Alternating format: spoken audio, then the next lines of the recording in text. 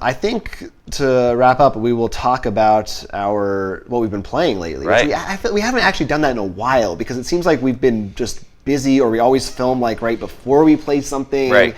And we did a lot of good ones. Yeah, a lot. So first off, let's start off. We're going to do a whole video on this, so you can actually watch us playing it. But I think I really want to talk about is Catalyst. Yeah, so Catalyst is an RPG that we played from Cherry Pick Games. We talked about their game Drink on the show. Right. Their RPG is actually out. We sell it on the site, and we were fortunate enough to play a session, kind of a demo session with the actual creator of the game, which was awesome. And you will be seeing that later this week. You'll be able to check that out. But yeah, we can talk about the experience of it. Was really cool. It's a post-apocalyptic game where there's demons, and that basically sums it up. Right. And we kind of made they leave a very loose end on that, which is nice. Right. There's a lot of ambiguity, so you can kind of fill in the blanks at your discretion if you're GMing it. And the thing that kind of separates it, in my mind, is the combat system, which uses cards. We used an app, which we should talk about also, where everybody chooses their actions for combat simultaneously, and depending on what you chose, how you dodge or how you take damage can change. So if you're moving, you're harder to hit. However, if you're stopping to interact with something, you're easier to be hit. So, but you have to decide in advance. So you don't instead of. There's still an initiative order, but you don't get the advantage of knowing, he swung at me, so I'm going to dodge or something like that. You have to. In that way, it felt a lot to me like more gamey, like a traditional card game. The thing would be more like, I think, along the lines of when we played D&D Thursday, which we also did, which we'll talk about. Like, and that would be like, okay, here's initiative order. Neil, what are you going to do?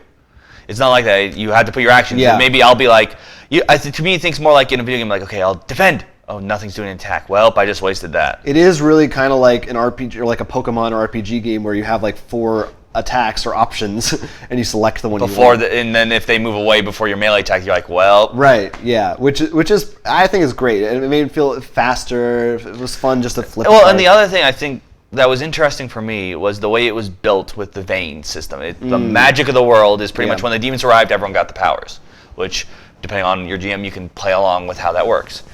And it was very interesting how when you make a character, you sort of have one you're focused in, which makes it you're a little better in, but you can still spread out to all the rest of them. So there's nothing really that locks you in. Yeah. And the other thing which I really love was when we actually made our characters is they have suggested, which I almost say go with. Most of them are pretty good to make background characters. Like, I know you actually base yours all on Fox Mulder. Right. And you actually only get more perks and stuff depending on how old your character is. Like, I think for every, from 0 to 18, you get 1. If you're 18 to 30, you get 2.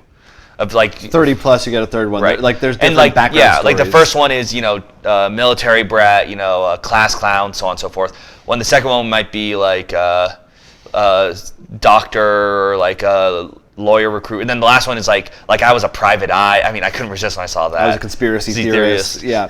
So there's a lot of cool stuff just right in the book already, even before you, if you just want to be completely creative yourself. And then this app that we played with, which we all use. I remember. I can't remember if it was you or Neil who said it. One of you were like, "Why doesn't Roll20 have something like this?" Oh no. I feel like I wish every RPG had this app. They designed it in-house, and it's really fantastic. It streamlines so much the combat, the character creation. No, for me, it's like, while I do like using the cards, and you can use the cards too, is great.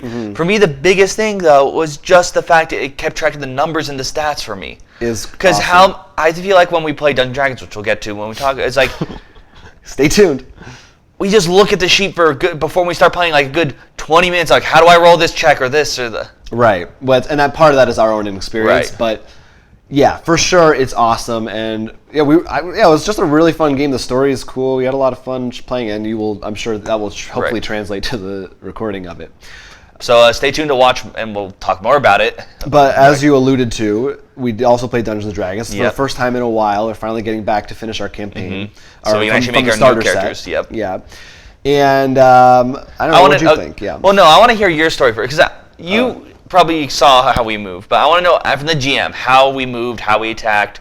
Did we actually go in your path as expected? Did we do things based on where you originally... Yeah, you were in this starting kind of from where we dungeon. were, obviously. They were in this underground hideout of this gang.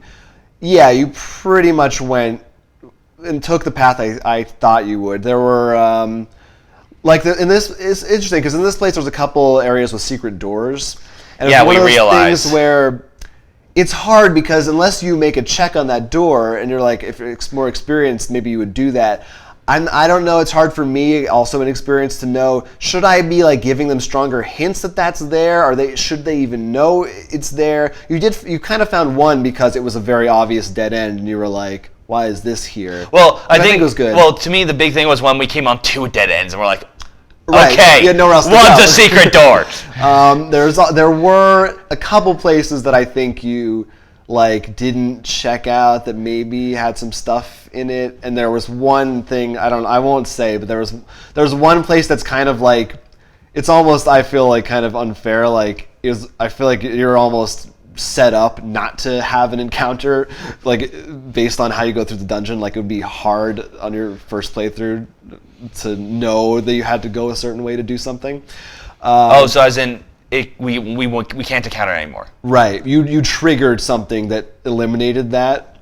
By any chance, are we making it so we can't fight the wizard that Neil is so desperately trying to kill? It may have involved...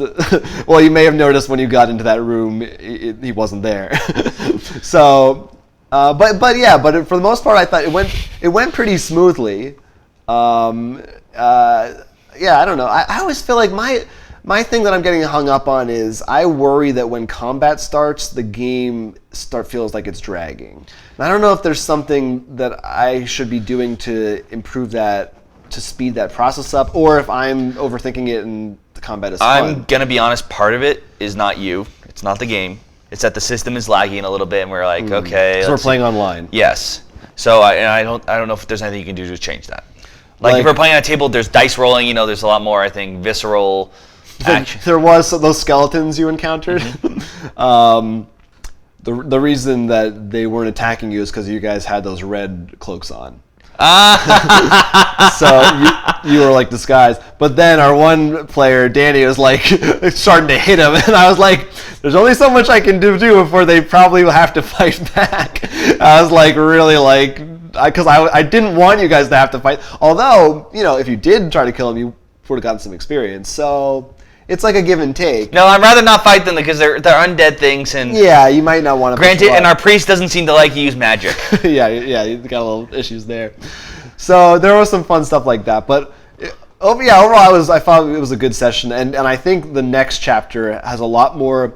You're now at a place where there's like 3 or 4 different choices you can make as to where to go and what to do when you get there. So I think there's a lot more fun encounters happening soon. I'm going to be very curious when we actually make our own characters. Yeah. Because judging by people's playstyles, first of all, I know Neil and I really are sort of happy with the classes we have. I mean, we're probably going to change our race and stuff, but I enjoy having that long range and mix. I mean, I'm tempted to look at the monk and the ranger, but Also, I think I'm going to say at the outset, Ivan can't be a magic user. That's the thing I was gonna say, but then Garrett's gonna be the only person we have use magic, so it's gonna be very interesting on your part. Would that be more difficult? Are you gonna write a story where not having a healer? Because I don't think we're gonna have a healer in the group. Well, we'll see. I mean, you never know. Maybe Danny or Neil, one of you might want to switch it up. I don't know. Well, or we just need to teach Ivan to start using his spells. Remember when we got the 2 books? Like, here, Ivan, take it. I don't want to take it. Yeah, I don't think he's used the spell once in our entire campaign. I don't think he remembers that he has them anytime. I need to remind him. Well, to be fair, he has the equipment that even I know him as the heavy guy with a hammer. Right. He is equipped not to think about his spells. Yeah.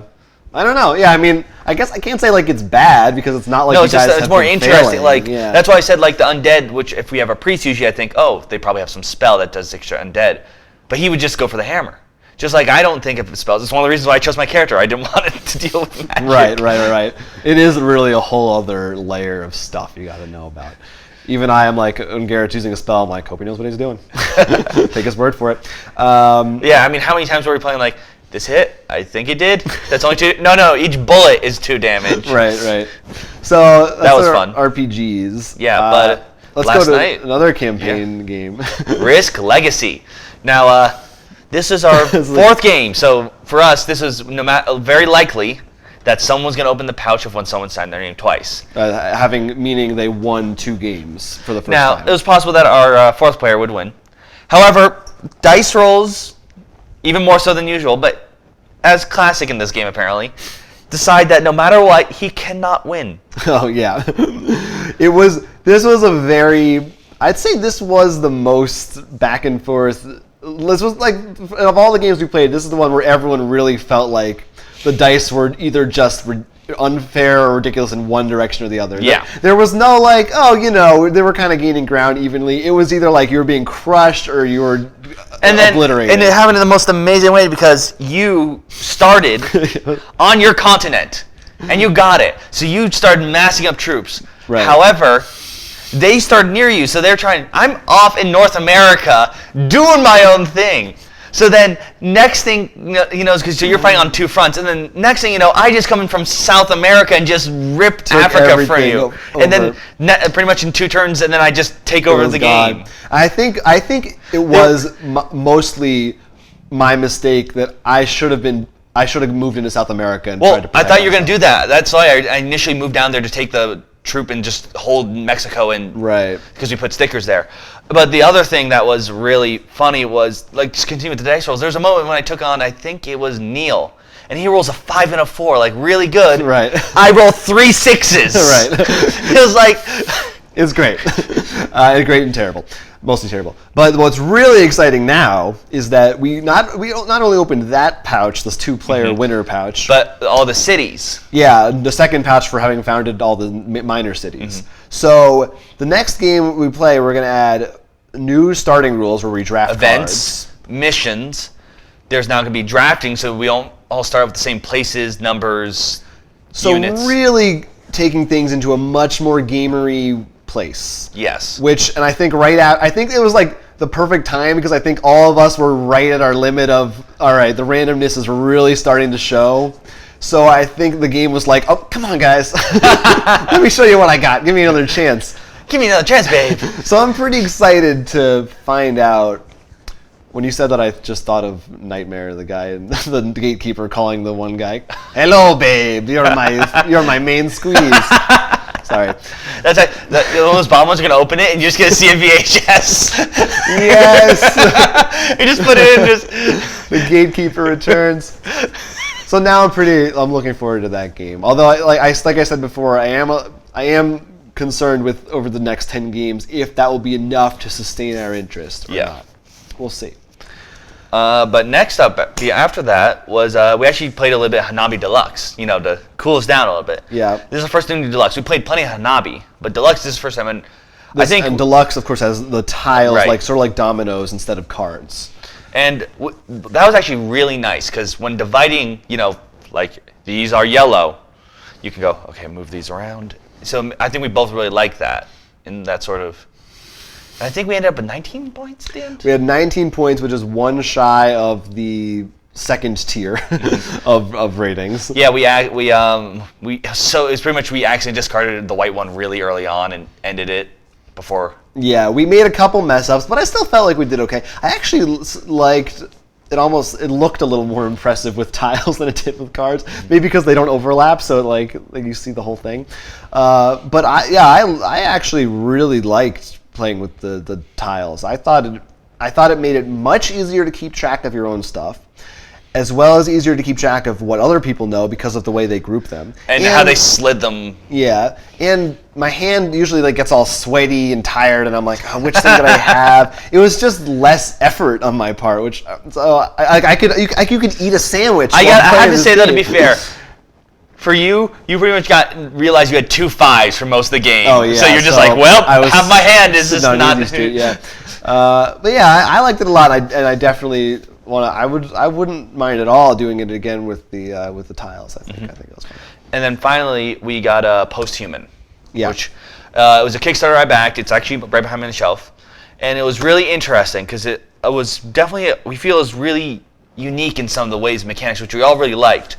but it's really the win mechanic, which we thought was very strange. Yeah, so essentially throughout the game, it's post-apocalypse, if you couldn't tell. Some people can become mutants, and either you win the game alone as a human. Right, first person to get to the safe haven, and this using the map ins, or everyone wins as a mutant. Right. If the first mutant manages to turn everyone else. Right. So we ran into kind of a weird thing of like, everyone kind of just wanted to be a mutant because it seemed like the easier way to go. Yeah. And part of it was, I think we kind of rushed into things. We didn't spend as much time preparing. Maybe didn't shuffle some decks as well as we could have. But yeah, I'm definitely curious to see what people think about what strategies people have. No, but we definitely feel like it's definitely something we need to play a couple more times. But in terms of, besides that win conditioning, like that aside, the games, the tiles that you build yourself, very cool, very No, unique. I mean, and you said, like, you were, like, as soon as you started playing, by the second turn, you're just like, I really want to do the solo version of this. Like, yeah, it seemed like you it just was made got, for like, that. you were just, like, I know that, it just caught you, like, this is what was made for my solo feels version. very video gamey. It feels like you want to play it. And you also, it reminded you of Robinson Crusoe. In several ways, which is, that's always like, a good thing if I'm comparing you to that. So, but overall, it was really cool. Definitely want to try it again, see what else we can squeeze out of it. And definitely see the solo variant and stuff. So we've been doing a lot of stuff, playing a lot of stuff, a lot of fun stuff.